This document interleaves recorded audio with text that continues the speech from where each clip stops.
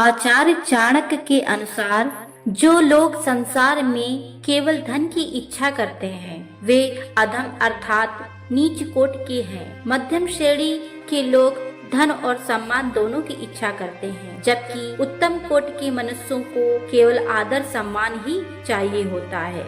संसार में धन की इच्छा तो सभी करते हैं और सभी को जरूरत भी होती है, परंतु धन की प्राप्ति के लिए निम्न श्रेणी के लोग अन्य सब बातों को भूल जाते हैं। सब कुछ भुलाकर धन के पीछे भागना ठीक नहीं है। मध्यम श्रेणी के लोग वे हैं जो धन के साथ साथ मान सम्मान की भी इच्छा रखते हैं। वे धन की प्राप्ति के लिए अपने मान सम्मान को दांव में नहीं लगाते।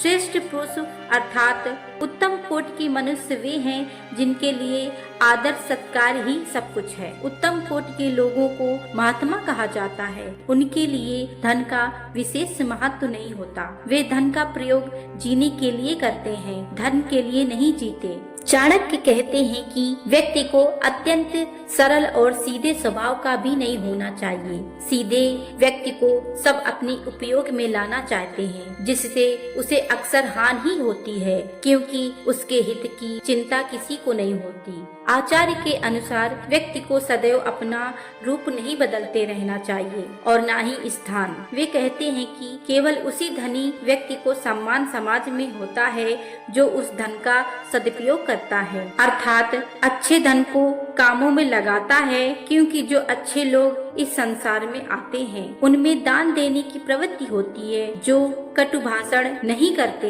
देवी देवता तथा ईश्वर की पूजा करते हैं और ब्राह्मणों को भोजन आदि कराते हैं, वे ही श्रेष्ठ पुरुष कहलाते हैं। इनके विपरीत आचरण करने वाले दुष्टों की श्रेणी में आते हैं। चाणक्य का कहना है कि हमारे जीवन में संगति बहुत महत्व रखती है। मनुष्य को सदैव सज्जनों और अपने से उत्तम पुरुषों की संगति करनी चाहिए, अर्थात मनुष्य का लक्ष्य होना चाहिए कि वह अपने से श्रेष्ठ व्यक्तियों से संपर्क बनाए, तभी वह संसार में सफल हो सकता है। नीच लोगों के साथ रहने से वे सदैव हानि होती है। जिस प्रकार मनुष्य को कई कारणों से धन की हानि होती है, कई कारणों से वह दुखी रहता है। परिवार में कभी कुछ दोष भी आ जाते हैं तथा कई बार उसे धूर्त लोगों के हाथों से धोखा भी उठाना पड़ता है। चाणक्य का कहना है कि मनुष्य को ऐसी बातों को किसी दूसरे पर प्रकट करने की आवश्यकता नहीं है, क्योंकि ऐसा करने से जग हंसाई के